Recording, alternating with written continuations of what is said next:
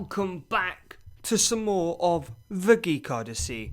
This is my second time recording this video. Anyway, I'm your host, I'm Van Missos. You can't see it, but I was just dancing. And I know, I apologised last video, because it was a haiku video, and it's been delayed again. It is bigger than I thought, and I was focusing on my book, so I just didn't get round to doing it.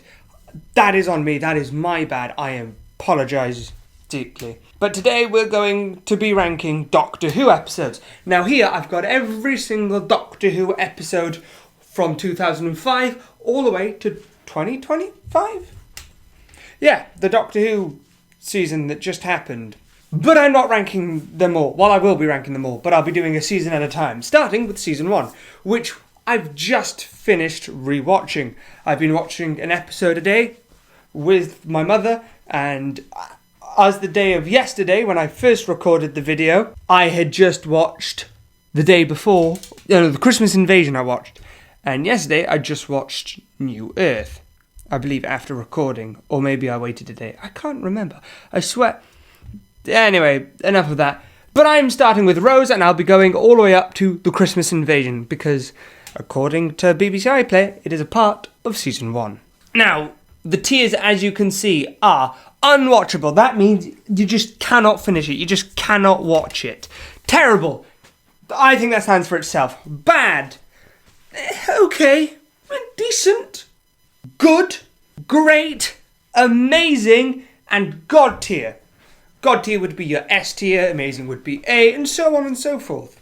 Now, Rose, I think it's a good episode. I would want to put it up to great because it started us off. No, I will put it in great. I think it's a good episode, but the reason I'm putting it in great, and hear me out on this, is because I say so and it's my channel. I can do what I want. No, it's because it is the first episode of the revival season. It needed to be good. So the way to do it, and the way they did do it, was bring back an old villain, but do it in a way where new fans won't be like, oh, I have to know this, I have to know that. They did it in a way where it's like introducing new fans to a villain, and we all, because I was one of those new fans, we all got to introduce to this new villain who, it felt new for us, but for old fans, it's like, don't worry, we haven't forgotten about you. And it did a great job by starting with Rose. You know, that's why it's called Rose. Starting with a relatable character. Now, with Rose, I hated her at first, then I liked her, then I hated her, and essentially each time I watch it I have different feelings. Now, I like her, I just don't like her as much as I did last time, but I don't hate her either. But she is one of the more relatable and realistic characters, should I say, a lot of the time. Especially in this episode. Though this episode can be dated by poor CGI, some cringy acting. I especially Mickey. He's the character of Mickey is just very cringe at this point. But I don't think that's due to the acting. I just think that's due to the character. But as an episode, as a starter, I think it is great. It accomplishes everything. It grounds you in an earthly setting, then introduces the Doctor and aliens, and it's just done great. The TARDIS is introduced in this episode, the Doctor is, and it's all just done great. Therefore, it's going in great. The end of the world, I'm thinking of either being decent or good. I'm probably going to put, it's a decent episode. It's a decent episode. It's, the problem is, the next one, The Unquiet Love, I feel like isn't on the same thing, but I don't feel like that's okay. I feel like that's decent and underrated. But The End of the World, it's a bit corny. You know what, I'm putting it in good, but it can be a bit corny. But, you know, moisturize me and all that. Cassandra. It introduces the face of Bo, who becomes kind of important in the Russell T Davies era, even though he appears 3 times. I believe once in every season going forward. Once in season 1, once in season 2, and once in season 3.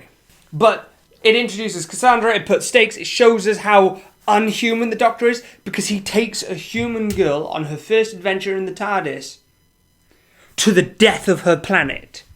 And he doesn't understand it. And I think it might be a way to try to connect with her, because he saw the death of his planet. I just think that might be something to do with it.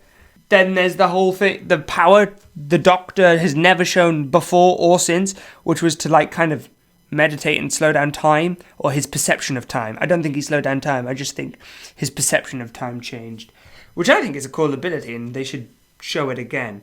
There's the air from my lungs. It's a good meme, this one. Do. Sorry, I'm thinking of the songs from the jukebox now. On the Unrequited Love, I think it's decent. I watched it, and you know what? I rather enjoyed it. I don't think it's anything amazing. It's nothing special, but it's a decent episode. It gives us Charles Dickens, Ghosts, which he's famous for writing for. It's just an all-round, gives us more information about the Time War, and I think this humanises the Doctor more as well, because in both Rose and this one, you hear other species are affected by the Time War. There are two species that are affected by the Time War. Though I have a feeling, I would have preferred it, and I think other people have said this, if the Gelf, I think they're called, instead of being evil and trying to trick people, if it truly was them just trying to find a place to live and ending on the Doctor saving the people, saving them. But, or maybe finding out he's the Time Lord, then go a bit evil, because, well, they're trying to attack and kill him. But, yeah. Up next, we have The Aliens of London and World War III. I think it's at least a good episode. I want to put it in great, but I think Aliens of London has a bit too many fart jokes. But then you're introduced to... what's her name? She always introduces herself. And World War III is going in great, because it's got a bit less fart jokes. Oh, what's her name? I forgot her name. Kate? No, that doesn't sound right. Anyway, great character. I like her more in these two episodes than I do in her next appearance. But I just like her. She's a great character. I like the aliens. I love the Slovene. And I don't know why it took me only until this watch to realise the race isn't called the Slovene. It's the family name. People don't like the fart jokes, but I like the explanation for it. It was probably a way, though, to like keep it somewhat kids-related, because, you need to bring in young viewers for Doctor Who as well, which is why they can't go too scary. But both great episodes. Dalek, easy god tier. It is one of the best episodes in Doctor Who, and in my opinion, it might just be the best Dalek episode of Doctor Who. Bearing in mind I haven't seen too much of Classic Who. But it shows the threat and intelligence of them. But it also shows that this Dalek is a bit different from the others because it's been mutated by Rose. And it's a Dalek that appears later. So it's an important Dalek. But I think it's a great episode. Van Staten is a bit of a douche, but that's what he's meant to be. I don't like, Adam? I don't like that nerdy British guy. No. But Dalek is just a great episode. Gives you more about... I think this is when it properly first starts delving into the Time War. The Doctor's hatred, which is a big difference from the normal Doctor that Classic Who knows, and everything like that. It is just... I think it's one of the perfect episodes. The Long Game, I think it's okay. It probably is decent. I just can't stand this guy right here. This little shit. Excuse my language.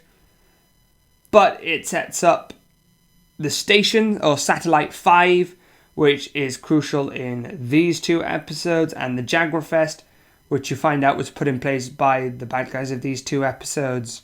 But I just think I don't know how to describe it. It just doesn't do it for me.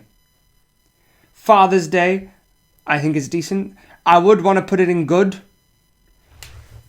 but I think it's decent. The aliens and the bad guys are a bit lacking in my opinion. I don't think they're fleshed out enough, but the concept of going back in time, I think it's overdone with the Pete and Jackie, their relationship. I would have liked to have seen it a bit more loving and not just shouting at each other all the time. Oh, my microphone fell over. There we go. But I love the Doctor in this. You see his anger at it. The anger at Rose disobeying him. But you can also see his compassion because he comes running back as soon as he notices something's wrong. He notices a way to solve the problem, but because he cares for Rose, he doesn't mention it. And you also see Pete's intelligence because he notices the Doctor noticing something and he doesn't fully comprehend it until the Doctor dies. Spoiler. But I think it's a decent episode. I think it's a good episode, but I don't think I'd rewatch it as much as Aliens of London, but I'd watch it. Oh yes, you know what? I'm putting it in good because I'd watch it as much as The End of the World. I think that's the ranking. The Empty Child, easily God tier. Same with The Doctor Dances. One of the creepiest and best villains of New Who, and in all of Doctor Who, The Empty Child. And for just this once, everybody lives! That was horrendous. I apologise. But, yes. They are both S tier. Great villain, great story, introduces a fan favourite Captain Jack. There are parts that can be a bit like how quickly she falls for Jack, but overall I love them both. They're two of my favourite episodes in Doctor Who, though I do think Dalek might be a bit better, but I prefer them. Boomtown. You know what? I'm going to do it. I think it's a great episode. I might even put it in amazing, but I'm going to put it in great for now. You have to take into mind, this was a last minute one. They had something else planned, they couldn't do it, so they did this. It was on short notice, and I like the story. Instead of just being like the normal alien, it's an alien we've already seen, twice in 2 episodes earlier in the year. They're trying to do something else, but it's more of a moral story rather than a show how smart the Doctor is, even though it does do that. I love the diner scene in this. I love them seeing her and going to capture her and the whole Jack taking charge, then the Doctor stopping her running away. I love it all, and it also sets up something important with the heart of the TARDIS. I think it's a great episode. I think it's underrated. I would like more episodes like how this is done. A slower, more righteous. I don't want to say righteous. I just can't think of the right word now. Bad Wolf. I'm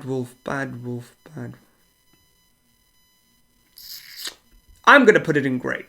Now, to be honest, probably most people would put it in amazing or God tier.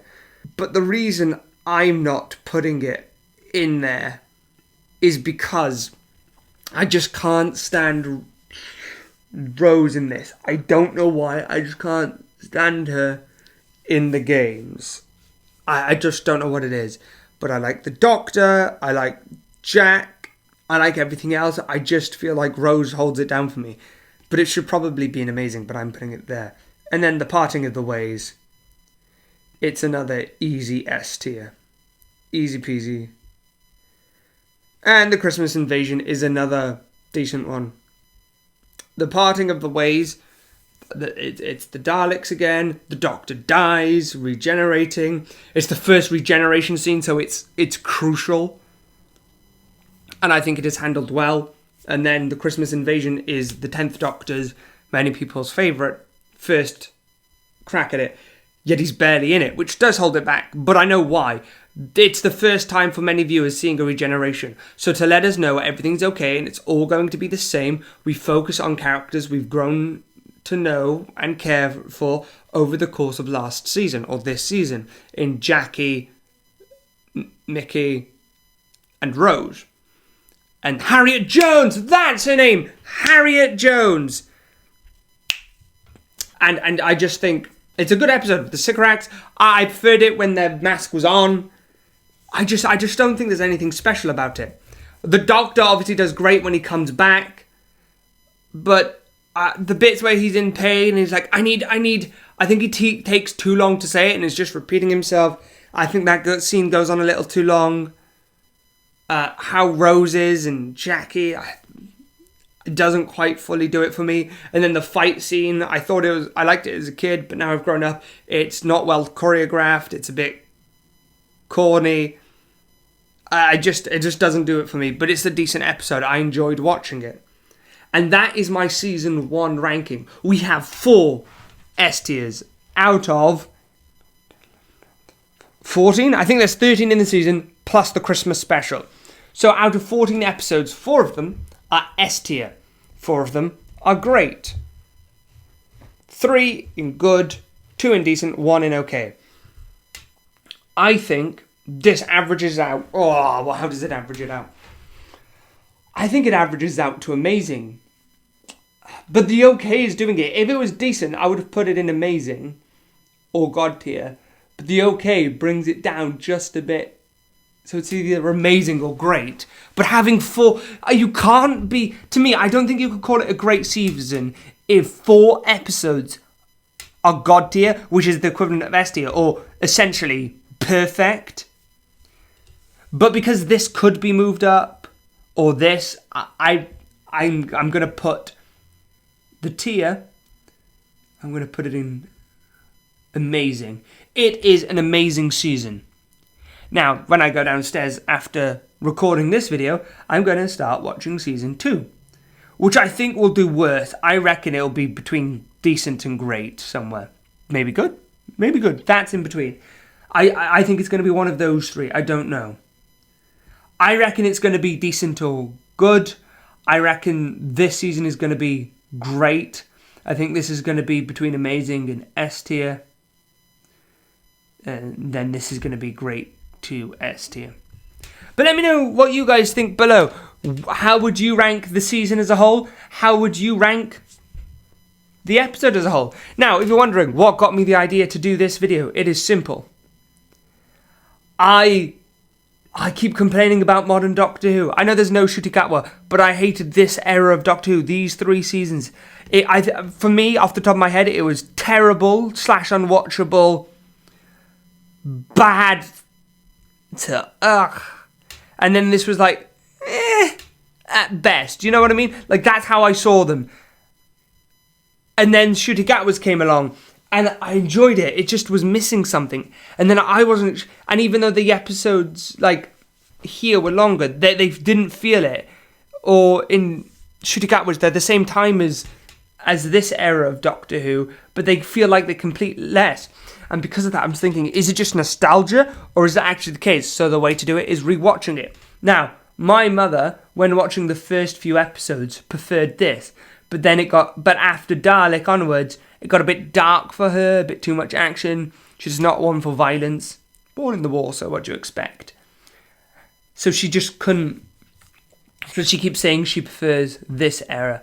But I think truly, she prefers this era of Doctor Who, this bit. But a lot of it is a bit dark for her liking. So she prefers the tone of this one, but the structure of this one. But who knows? I'm not her, so I'll never know.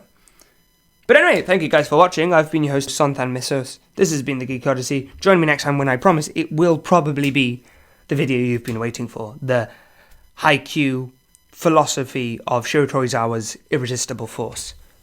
Until next time, peace.